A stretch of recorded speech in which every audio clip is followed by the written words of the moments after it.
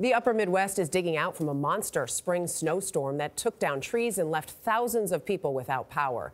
The storm left behind slick roads and thick layers of ice across southern Minnesota and parts of the Dakotas. But this weekend, much of the nation could be in line for severe weather. On Friday, powerful winds barreled through northern Kentucky. Some homes were damaged or destroyed. Trees and power lines were torn down. Meteorologist Jeff Berardelli is here with more on the nation's weather. Jeff, good morning. Hey, good morning, Dana, and good morning, everybody. A really serious weather threat today in the deep south. There's going to be some probably big tornadoes, so if there's a warning in your area, take it seriously. That is the jet stream. Some very strong winds in the upper atmosphere are going to fuel these supercell thunderstorms. We could see long track tornadoes today, which would mean they'd be on the ground for a long time. Now, the radar right now shows the worst threat is in western Texas. You can see it around San Angelo and Lubbock. That's going to move east, and by the end of the day, it's going to be in East Texas, Louisiana, and also into Arkansas. In fact, the biggest threat today is right in that area. The red bullseye in places like Shreveport, also into Pine Bluff. That's where we're seeing, on a scale of 1 to 5, a severe weather threat up to about a 4. So you can see it right there. This is the area where we could see some strong tornadoes and tornadoes that are on the ground for a long time.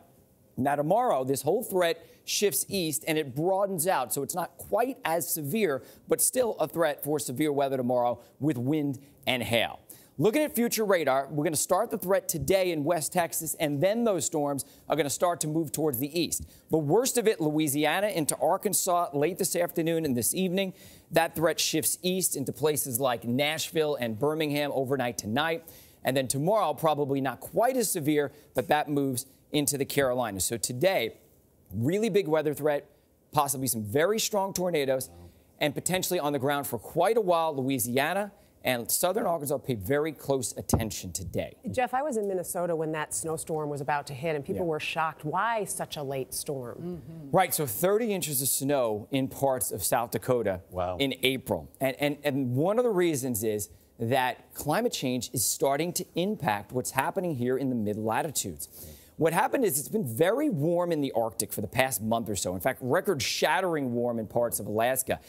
That warm air is displacing cold air south. You can see it on that graphic right there. Almost a wall of warmer than normal air up in Canada, pushing cold air south.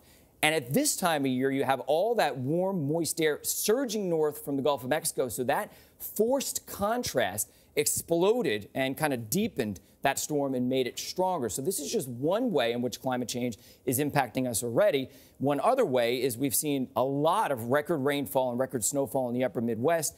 That is typical of climate change, and we're going to continue to see that, especially in those areas in the future. That means more flooding. The reminder, climate change, global warming, despite the word warming in there. That's what it means. The same thing. Just more extreme weather. More extreme weather. Right. Exactly. Jeff, thanks.